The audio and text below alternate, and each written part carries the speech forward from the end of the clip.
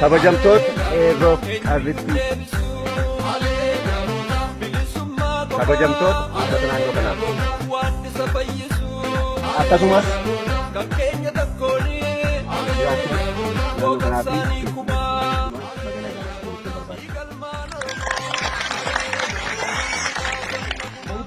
sirna eebba waraana bilisummaa Oromoo mooraa Jibaat sababeeffachuun baga nagaa dhuftaa yogguun jedhu kabajaa jaala guddaanii anaa dhufuun jedhu.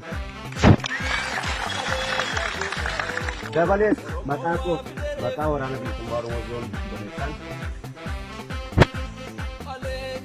nageenya koo nageenya keenya jedhamuun barbaadaa nageenya bakka nagaa. Akkuma beekamu jaarmiyaan keenya waggoota hedduun dura waggootawwan qaalii Oromoo kana cuuccaaf dhiibbaan sirna garboonfataa irra ture garbummaa jala ta'anii kaayyoo akeeka seera qulqulluu waboo hanga ammaatti dimokiraasiin addunyaatti dorgomuu hin dandeenye.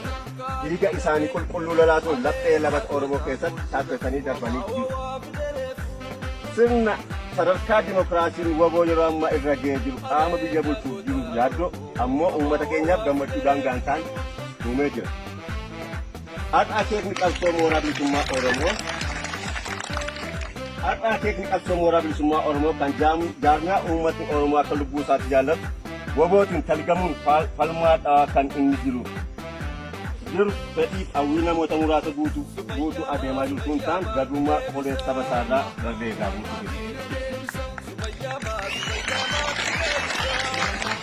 Sabni keenyas akka sabaatti kaayyoof akeeka qabsoo bilisummaa Oromoo irraa barbaadu kaffalee kaayyoof akeeka waboo jalatti qabatamaatti dhiiroon imala qabsoo waraana bilisummaa Oromoo keessatti argamu. Carraa kanaan jiraattoota uummata naannoo kanaa argamtan galateeffachuun barbaada. Galanni keessan bilisummaa baraan dheebochaa turtan argadhaa isin jechuun barbaada. Adeemsa Jibbaataa haala ulfaataa keessa turtanii galaana guddicha nuuf ta'uudhaan da'oo beelaaf dheebuu keenya taatanii gidiraa isin faana dhamdhamattan sun seenaa qabsoo bilisummaa Oromoo keessatti isin galateeffachiisaa galatoomaa isin jechuun barbaada. Eerroof qarree bilisummaa Oromoo milkaa'ina guyyaa har'aa kanaaf faayaa humna keessanii waan taataniif galanni isiniif mala. Eerroon bilisummaa Oromoo wabii handhuura qabsoo bilisummaa Oromoo ta'uu keessan qabatamaan addunyaa agarsiisanii jiru.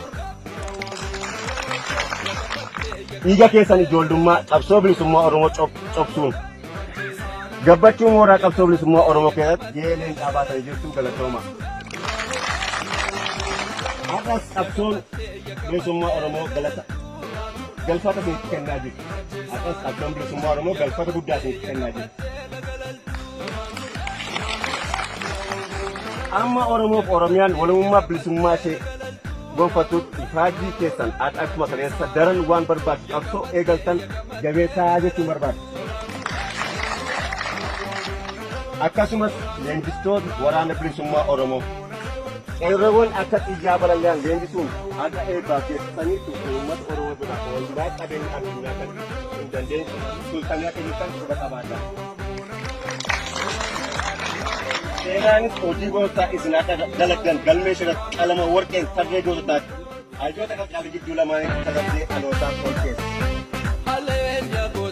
Mooraan qabsoo bilisummaa Oromoo itichi keessa mooraan qabsoo bilisummaa Oromoo itichi keessatti isin adda dureedhaa galanni keessan bilisummaa ta'uunis ni jedhu.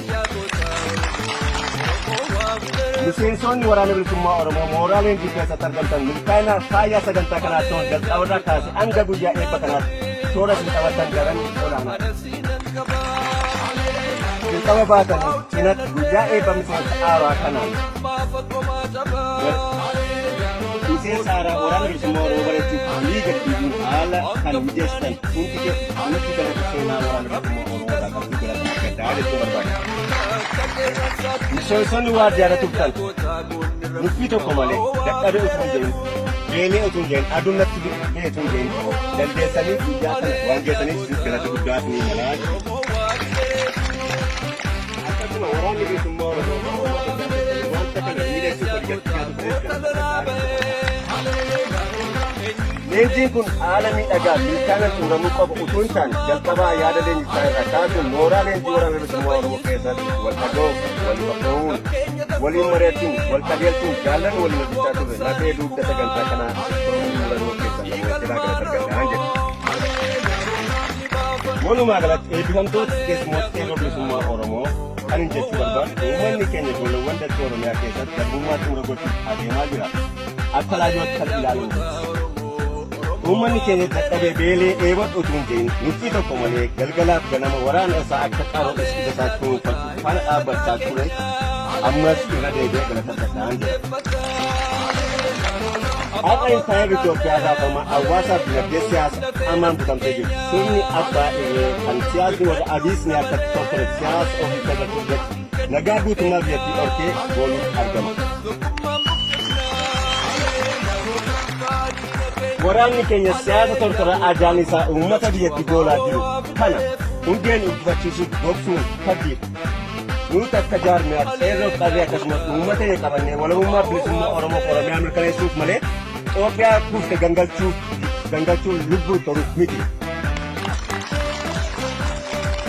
Har'a waboon adeemsa ajaa'ibaarra jira. Kana booda humni dandeessa dhaabu hin jiru. Kanaaf uummanni keenyas ta'e qeerroo qarreen bilisummaa Oromoo akkuma kanaan duraa barame waraana isaatti jedhee ganna beelaan kun ammoo deebi'uun waadamee isa jiraachisaa jiru kana sina dhaabbatee ammayyummaa.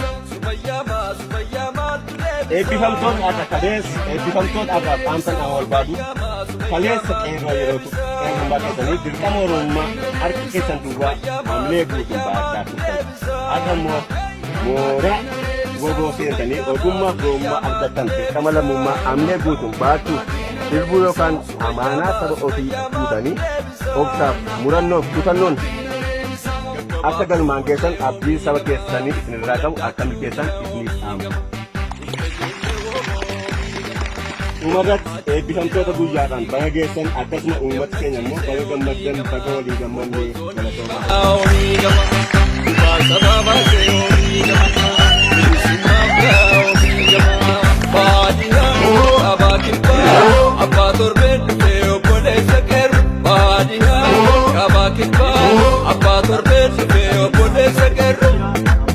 Yakamatte nagalaltu